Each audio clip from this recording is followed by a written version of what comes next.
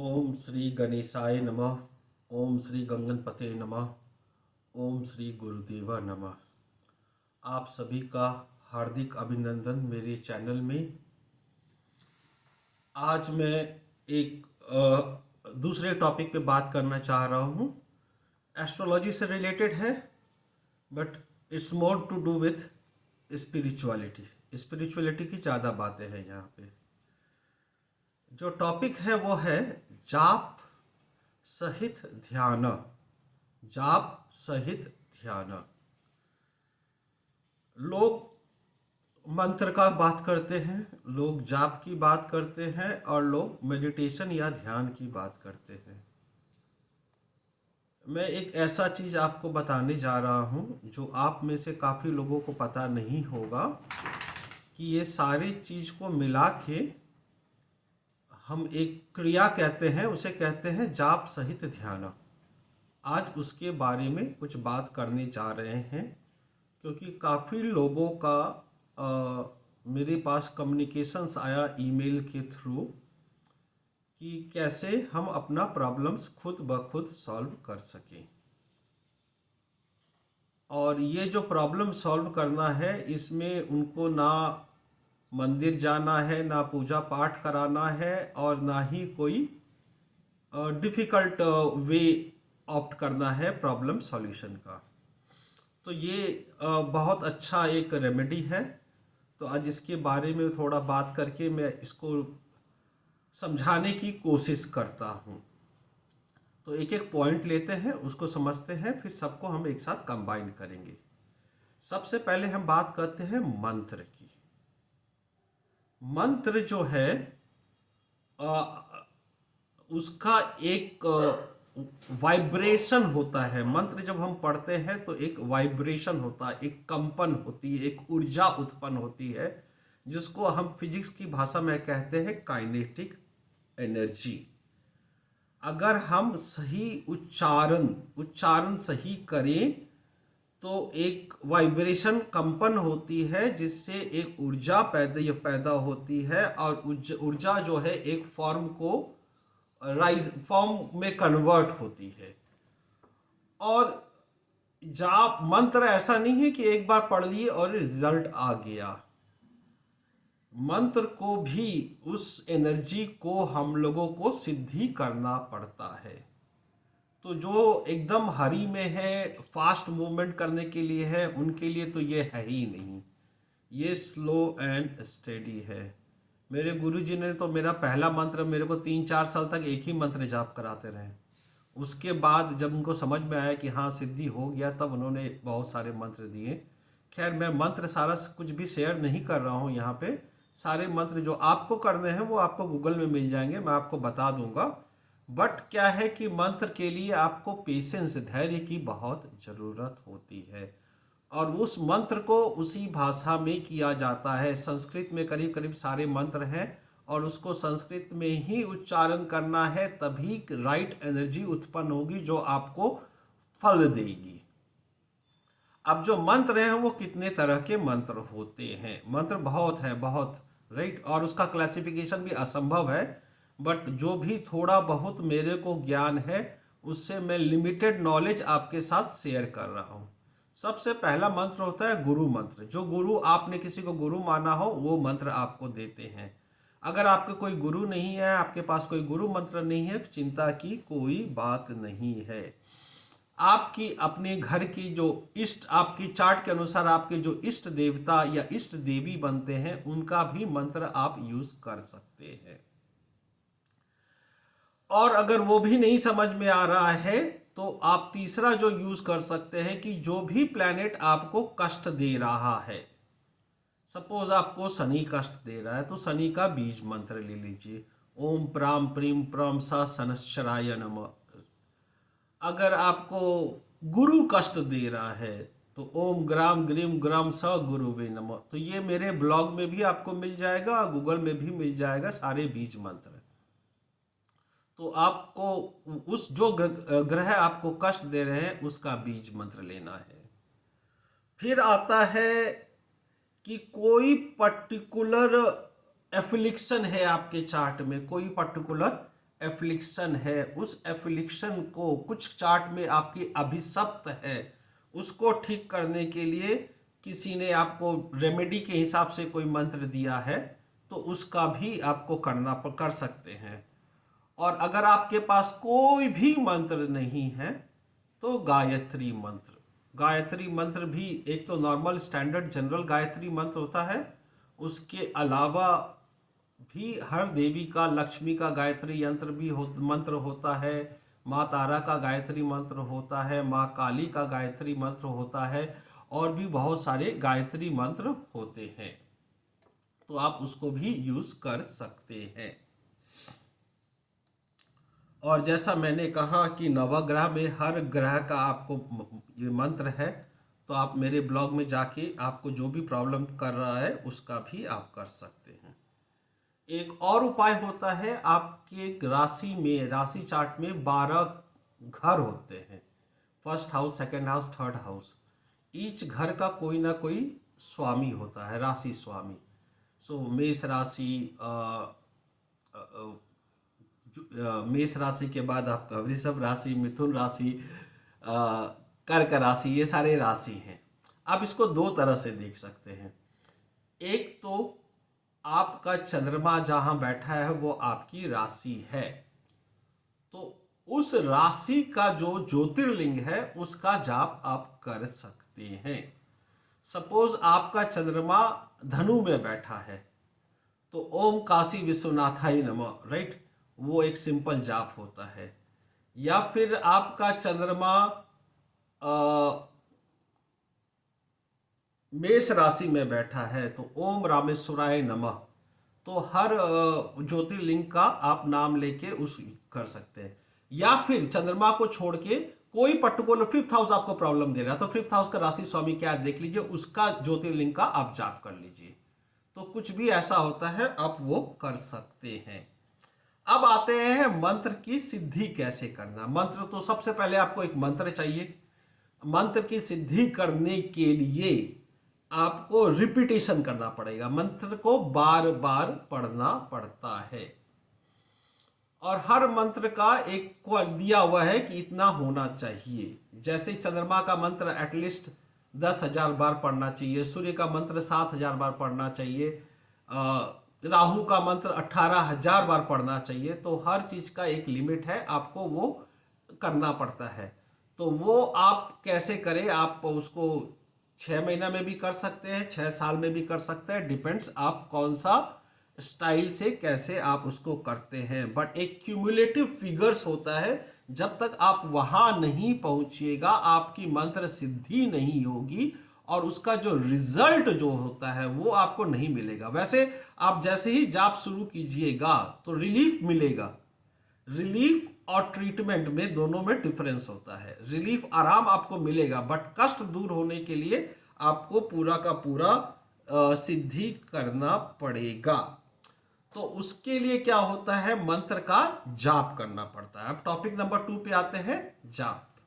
सो topic number 1 था मंत्र। मंत्र का है क्या है, मैंने आपको बता दिया कि मंत्र एक सही उच्चारण करने से आपको एक एनर्जी, एक ऊर्जा पैदा होती है। वो ऊर्जा से एक कंपन होता है जिससे पॉजिटिविटी आपको आता है।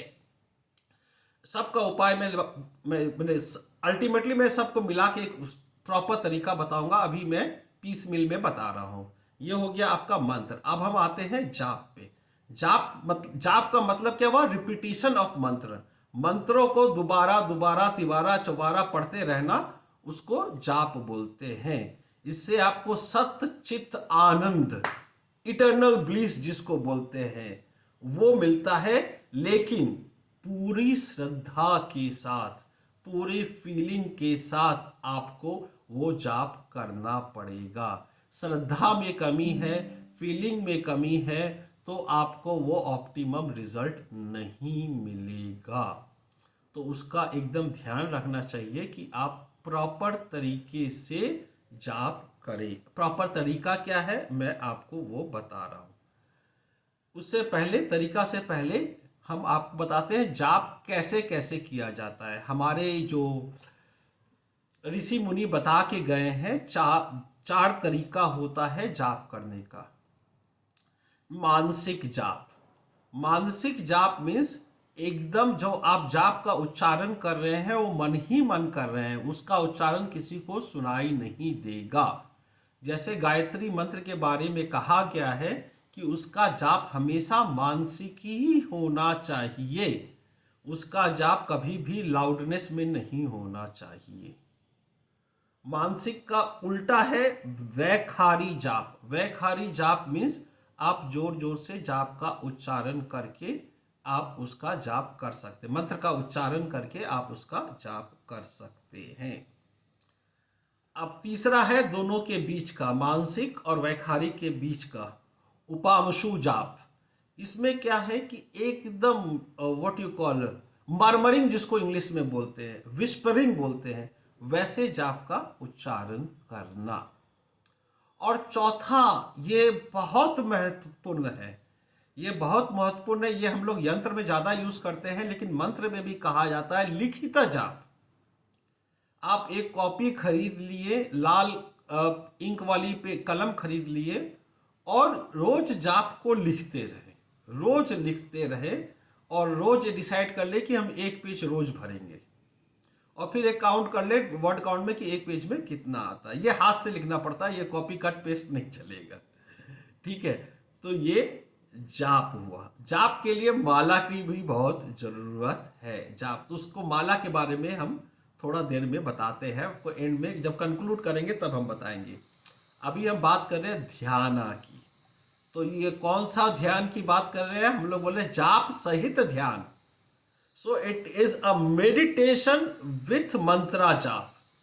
इसको मंत्र योग भी कहा जाता है। इसका डिटेल्ड ब्लॉग आपको मेरे वेबसाइट में मिल जाएगा। सो ध्याना क्या है? ध्याना एक भगवान के प्रति आपको अपना ध्यान लगाना है उसकी एट्रीब्यूट्स के अनुसार। तो जिस मंत्र का जाप कर रहे हैं उसी भगवान का आपको ध्यान लगाना है। तो यहां पे कुछ कुछ नियम है।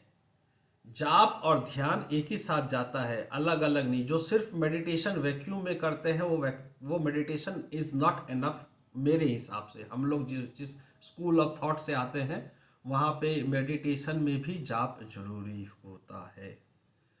अब जाप करने के टाइमिंग पे आते हैं।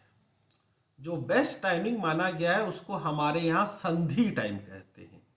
संधि कहते हैं दो प्रहर के बीच का टाइम। तो जब रात खत्म होता है और सुबह आने वाली होती है उसको हम लोग कहते हैं चौथा प्रहर खत्म हो रहा है, पहला प्रहर शुरू हो रहा है, उसे ब्रह्म मुहूर्त कहते हैं। तो एक ब्रह्म मुहूर्त का टाइम जब चौथा प्रहर और पहले प्रहर के बीच का टाइम होता है।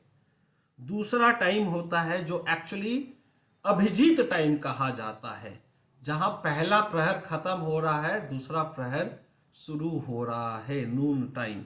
ये भी एक अच्छा टाइम है। अभिजीत काल जिसको बोलते हैं, अभिजीत मुहूर्त भी बोलते हैं। तीसरा जो है इंग्लिश में ट्वाइलाइट कहते हैं और हम लोग उसको गोधूली बेला भी कहते हैं। सो दूसरा और तीसरे प्रहर का बीच का टाइम, इस टाइम में भी आप जाप कर सकते हैं। और सिमिलरली जो तांत्रिक पूजा वगैरह वो लोग करते हैं, वो लोग तीसरा और चौथा बीच प्रहर के बीच वाला करते हैं। जबकि संध्या खत्म हो रहा है, रात शुरू होने वाला है, वो वाला जो प्रहर है उस समय वो करते हैं। वो आपके लिए रिकमेंडेड नहीं है, तो आप पहला दूसरा तीसरा ही यूज करें। आपको पास टाइम नहीं है तो कोई इस तीनों में कोई भी एक टाइम चूज कर ले। आपके पास ज्यादा टाइम है तो आप सुबह भी कर सकते हैं, शाम में भी कर सकते हैं, दोपहर में भी कर सकते हैं, रात में भी कर सकते हैं। तो उस पर आपको ध्यान देना है। अब हमारे पास मंत्र आ गया, हमारे पास जाप का टाइम आ गया। अब हमको ध्यान लगा के बैठना है और जाप करना है। तो ध्यान लगा के बैठने के लिए सबसे पहले आपको एक आसन चाहिए। तो वो आसन सिंथेटिक का तो नहीं ही होना चाहिए, वो कॉटन का आसन होना चाहिए। अगर संभव हो तो कूस का आसन व्यवहार में लाएं। कूस का आसन वो सबसे शुद्ध माना गया है हमारे यहाँ। और आप एक घर में एक जगह निश्चित कर ले जहां बैठ के आप पूर्व या उत्तर की दिशा में देख सके। ऐसा कोई जगह आप कर ले, और रोज जगह चेंज नहीं करे, वो जगह आपको फिक्स होना चाहिए, क्योंकि जगह में भी एनर्जी आती है। यहाँ पे एक बात और बताना चाहते हैं कि लोग जब जाप करते हैं तो घर में कर सकते हैं, मंदिर में कर सकते हैं, पहाड़ में कर सकते हैं, जंगल में कर सकते हैं, पर हर जगह एनर्जी का लेवल अलग होता है। तो घर में करने से ज्यादा फायदा मंदिर में करने से होता है। मंदिर में ज्यादा से करने से ज्यादा फायदा पहाड़ के ऊपर, माने कोई सिद्ध शक्तिपीठ वगैरह में करने से होता है। शक्तिपीठ से भी ज्यादा होता है जब आप पहाड़ के ऊपर में कहीं पे एकदम व्हाट को अनपॉल्यूटेड जगह में जाते हैं, तो वहां एनर्जी और आपको मिलता है। तो ये सारा डिफरेंट ये किताबों में लिखा है कहाँ पे क्या क्या कर सकते हैं। तो अगर आपको ज्यादा जानना है तो आप कमेंट्स में लिखिए, मैं आपको बताऊंगा। तो अगर कुछ नहीं समझ में आता तो आप अपने घर में ही कीजिए, लेकिन एक जगह और पूर्व या उत्तर दोनों में से एक जगह आप देख रहे हो, यू मस्ट बी फेसिंग। तो ये आपको ध्यान में रखना है। और जो आपका जो मुद्रा होगा वो सिंपल ये है, आप पद्मासन में बैठ सकते हैं। अगर पद्मासन संभव नहीं है तो सुखासन, आराम से सुखासन में बैठिए। और आपके लिए जो बिगिनर्स हैं, पहली बार कर रहे हैं, उनके लिए मैं सबसे सिंपल बोलूंगा, ये रक्त चंदन का माला आता है। ये आपको अमेजन से भी मिल जाएगा। ये रक्त चंदन का माला आता है, अगर गुरु से मिला है तो बहुत अच्छा, नहीं तो आप अपना अमेजन से खरीद के एक बार आसपास के जो मंदिर है पंडित जी से थोड़ा सा माला को सिद्ध करवा लीजिए, या फिर अपने से ही भगवान में जो आप जल चढ़ाते हैं उसको छिड़क के भगवान से प्रार्थना कीजिए, सिद्ध हो जाएगा। तो इसको लेके आपको प्रार्थना करना है, रक्त चंदन की माला। अब जब आप रक्त चंदन की माला से जाप करते हैं तो बहुत कुछ कुछ इंपॉर्टेंट चीजें हो जो 90% आदमी को नहीं पता है। आप इसको ध्यान में रखिए। ये जो है ये आपका माला है। अब आपको यूज करना है सिर्फ राइट हैंड, आपको यूज करना है रिंग फिंगर और थंब, रिंग फिंगर और थंब। और देखिए जैसे अभी हम एक जाप कर रहे हैं, मनी मन कर रहे हैं,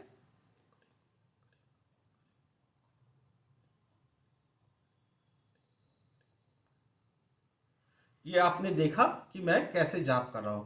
ये एक एक अंगूठे से हमको रोल ओवर करना है, अंगूठे से हमको रोल ओवर करना है। और ये माला जो है छाती के लेवल में रहे, और अगर माला किसी पोटली में रहे तो और भी अच्छा है।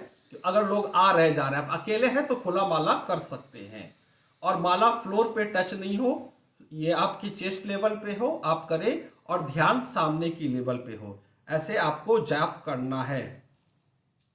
और जब आपका एक माला पूरा हो जाए, एक माला में 108 बीट्स होते हैं, जब एक माला आपके पूरा हो गया, सपोज मेरा ये माला पूरा हो गया, जैसे ही पूरा हो गया ना, इसको हम टर्न अपसाइड डाउन करते हैं, हम सेम रिपीट नहीं करते हैं, फिर उसको उल्टा करते हैं। तो माला को उलटना बहुत जरूरी है। माला जब भी एक बार पूरा हो जाए उसको एक बार उलटना आपके लिए बहुत जरूरी है। तो ये माला फिर आप उल्टा करते हैं। तो और इसमें एक लेवल और अगर आपको ऊपर जाना है, तो जो हमारा ये सांस का कंट्रोल है, लेफ्ट और राइट नॉस्ट्रिल, इस कंट्रोल से भी बहुत कुछ समझ में आएगा आपको। इससे भी आपको बहुत कुछ समझ में आएगा। क्या है कि जब आपका राइट नॉस्ट्रिल चल रहा है तो वो जाप का सही टाइम नहीं है, वो वर्ल्डली डिजायर्स का टाइम है। और लेफ्ट जो नॉस्ट्रिल्स चल रहा है ये जाप के लिए परफेक्ट टाइम है। और वैसे भी आपको जो सीखना है वो ये ब्रीदिंग के रिदम के साथ जाप करना, ब्रीदिंग के रिदम के साथ जाप करना, दैट इज अल्टीमेट थिंग। अगर आप वो कर पाए तो आप ईड़ा और पिंगला वाला मेडिटेशन भी इसके साथ कर रहे हैं। सो ईड़ा पिंगला का मैं एक बाद में बताऊंगा आपको क्या है। तो ईड़ा पिंगला के साथ आप ये वाला जाप भी कर रहे हैं तो आपका बॉडी जो है, आपको बॉडी और माइंड दोनों को आप एक रेजोनेंस जिसको बोलते हैं, एक कंपन, एक वाइब्रेशन को एक लेवल में ला रहे हैं। तो अब अल्टीमेटली मैं कंक्लूड कर रहा हूं, वीडियो लंबा हो रहा है, कंक्लूड कर रहा हूं।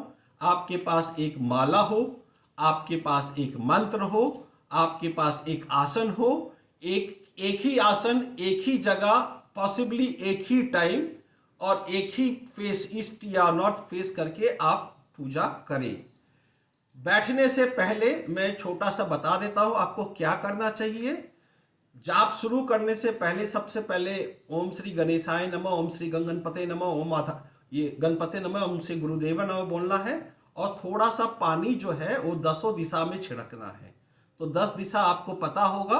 आप स्टार्ट कीजिएगा ईशान कोण से, नॉर्थ ईस्ट से। North east, east, south east, south east के बाद south, south west, west, north west और आकाश और पाताल। तो 4 कार्डिनल डायरेक्शंस है, पूरा पश्चिम उत्तर दक्षिण।